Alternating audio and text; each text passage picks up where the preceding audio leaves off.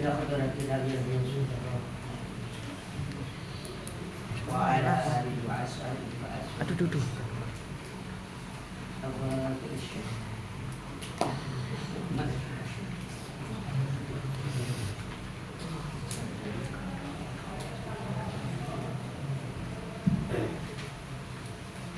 Al-Fatihah.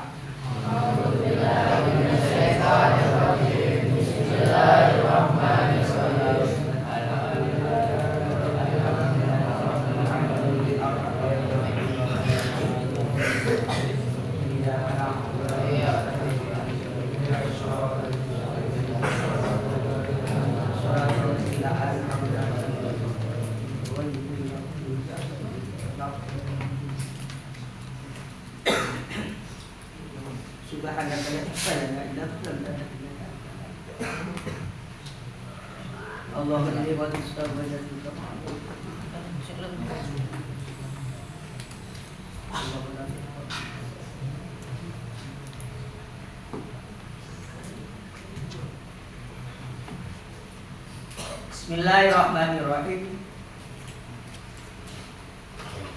Wa minhum, yaitu di antara golongan. Golongan apa? Yaitu golongan umat Islam. Umat Islam itu apa? Bercakap. Sebelum itu dijelaskan pada tahun 1330 maka itu aliran ya, kelompok aliran itu mulai. Kemarin aliran salafiyah sudah dijelaskan. Salafiyah itu berarti pemahaman Kali ini akan menjelaskan pemahaman Wahabi. Dari semuanya itu kan ada dasarnya masing-masing. Wahabi itu siapa? Yang Salafi itu siapa? Semua itu mempunyai dasar masing-masing. Karena itu kita pelajari satu persatu. Biar tidak mudah menyalahkan orang. Karena kalau kembali pada kelompok masing-masing, ya kita yang paling benar. Kalau kata Wahabi, dia yang paling benar. Kata Muhammadiyah, dia yang paling benar. Kita akan nanti bahas satu persatu pemahaman Wahabi. Kalau pemahaman Salafi atau NU sudah. Wa minhum, yaitu di antara kelompok atau aliran firqatun, adapun kelompok atau golongan yattabi'una, yang mengikuti siapa firqatun, mengikuti pada siapa Ra'ya Muhammad Abdu, pada pendapatnya Muhammad Abdu. Muhammad Abdu ini termasuk cendekiawan pembaharuan Islam. Antara orang yang membawa pembaharuan terkait dengan keislaman di dunia, diantaranya Muhammad Al-Fasa, terus ada Jalaluddin Al-Afghani, ada Muhammad Abdu, ada namanya Muhammad Rashid Ridho, ada namanya Muhammad Iqbal. Kemudian dari masing-masing mereka mempunyai pemikiran masing-masing. Pemikiran Muhammad Abdu, bagaimana di antara hasil pemikirannya menghapus paham jumud, yaitu paham yang beku, tidak berkembang dan statis di kalangan umat Islam. Kemudian lagi membuka pintu ijtihad sebagai dasar penting dalam mengintensifkan dan menginterpretasikan kembali ajaran Islam. Di antara pemikiran lagi memodernisasikan sistem pendidikan dan pengajaran Islam meliputi metode, kurikulum, ilustrasi, kesejahteraan guru serta sarana prasarana. Menurut Muhammad Abdul ini, Islam berkembang. Tidak hanya hasil ijtihad di masa Imam Syafi'i saja. Ijtihad itu berkembang sampai saat ini. Menurut Muhammad, kalau ada pemikiran seperti itu, baku ya. Contohnya ya, jual beli online. Jual beli online ini, jika kita mengikuti mazhab Syafi'i yang klasik di zaman dulu, bikin jual, nggak boleh nggak jual beli online. Tapi zaman sekarang, kok bisa boleh Pak? Ya bisa mengikuti kitab yang kontemporer, fikih yang modern di zaman sekarang. Mengikuti Fathul Qorib semuanya, Fathul semuanya, waduh, berat. Karena itu ada istilahnya namanya ulama mutaakhirin. Mutaakhirin siapa ya? Seperti masa sekarang ini. Ulama yang kontemporer. Terus membuka pintu ijtihad baru atau memperabdi ijtihad. Tapi kalau menurut sebagian pendapat yang lain, ya ijtihad itu hanya di bahasa Imam Syafi'i saja. Sekarang nggak boleh ijtihad. Itu menurut sebagian mereka, tapi semasa sekarang nggak ada ijtihad.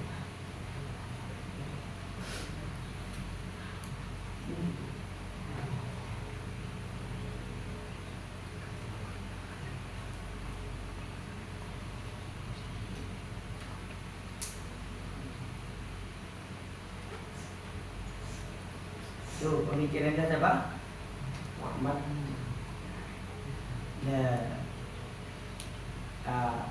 Pemikiran Muhammad Abdul ini diikuti oleh aliran siapa? Aliran. Kemudian mengikuti siapa lagi?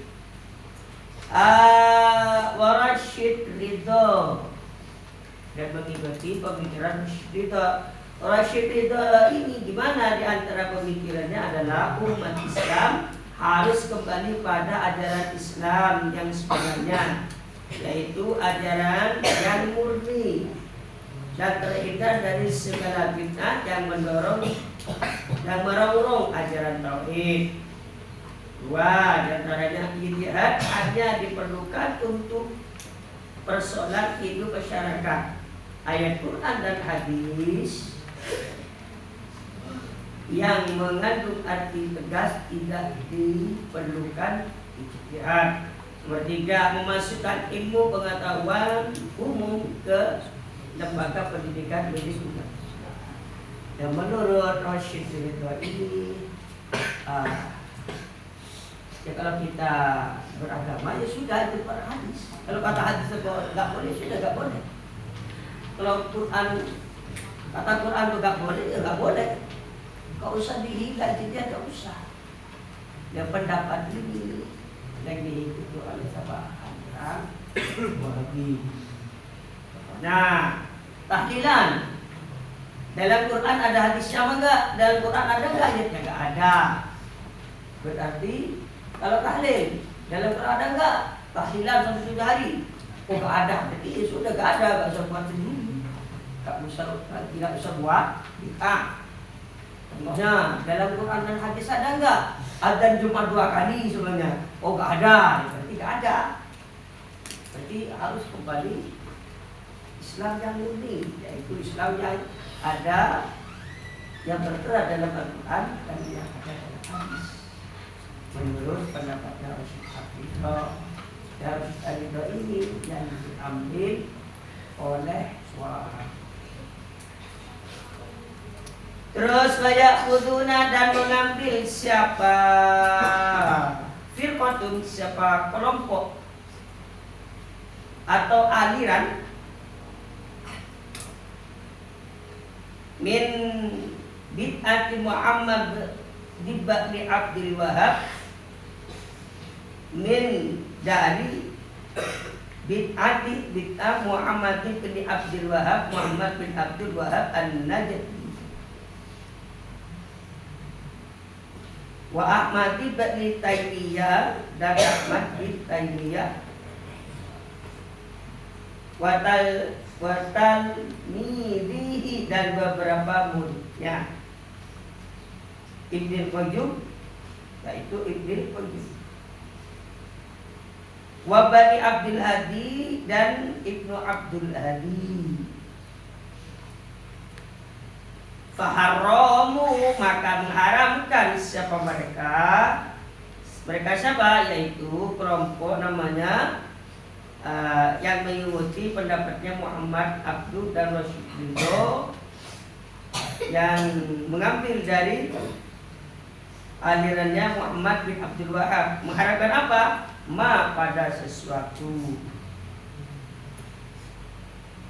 ma pada sesuatu, ajma'ah yang sepakat, ajma'ah yang sepakat, al muslimuna siapa orang-orang muslim, ala nabihi atas sunnatnya emak. Wa huwa adapun ma, wa huwa adapun ma as-safaru, yaitu pergi,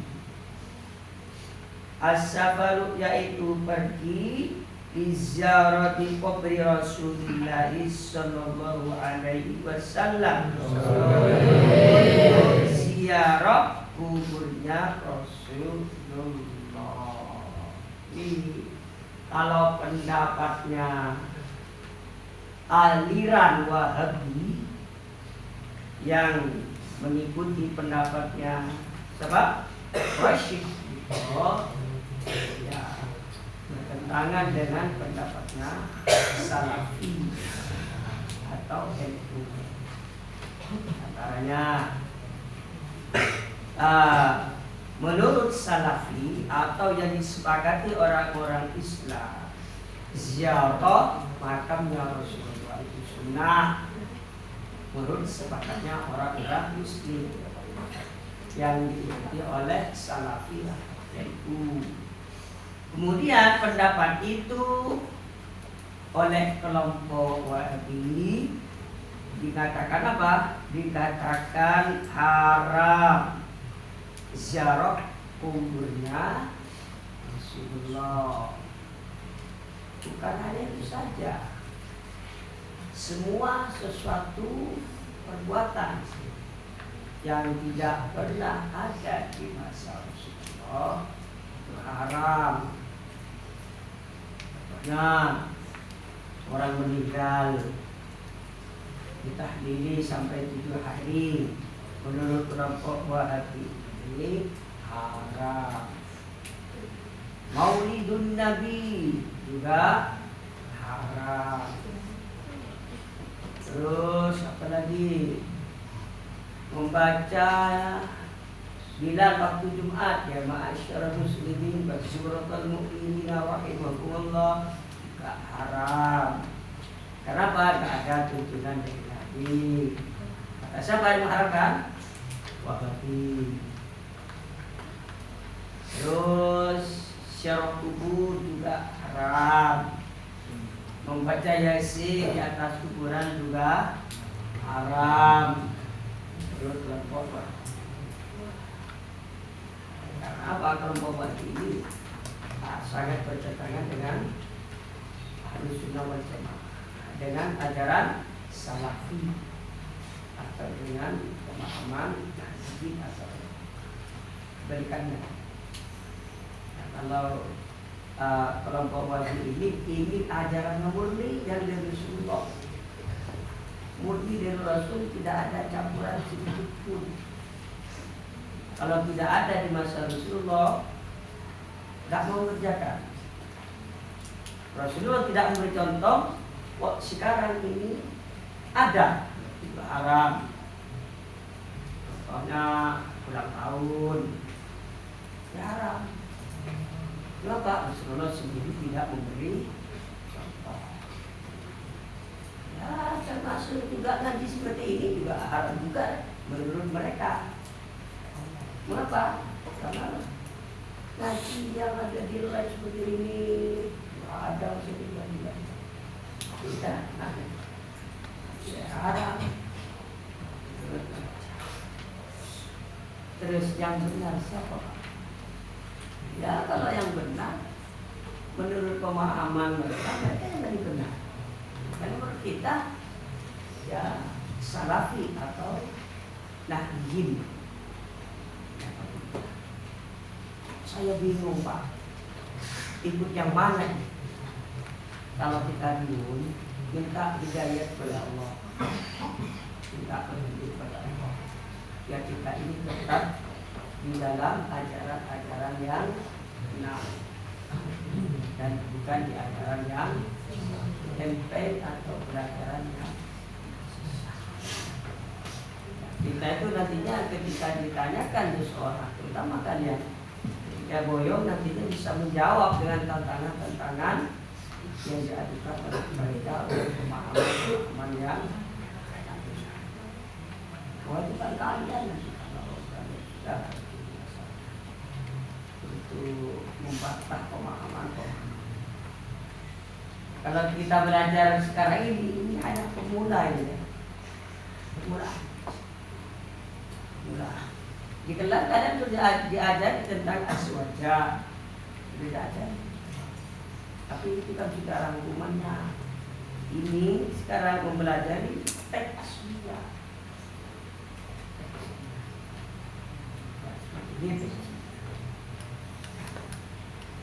Terus gimana nantinya Pak kalau sudah nasinya orang ya orang memilih pemahamannya ini monggo Bapak, karena memang tidak ada paksaan di dalam beragama. Dalam beragama tidak ada paksaan, di dalam aliran juga ada paksaan. Ikut siapa saja itu. Yang terpenting tidak sampai menyalahkan orang lain. Yang jadi masalah itu jika orang dianggap kafir, kamu kalau ziarah kubur kafir, nah, itu yang masalah. Mengkafirkan orang kafir itu berarti dia itu sudah kafir dengan sendiri. Itu yang masalah. Kalau mereka mempunyai pemahaman berbeda, apa? Yang penting tidak sampai menjelek-jelekan, mencaci maki pemahaman orang. Ini cukup sudah dari manfaat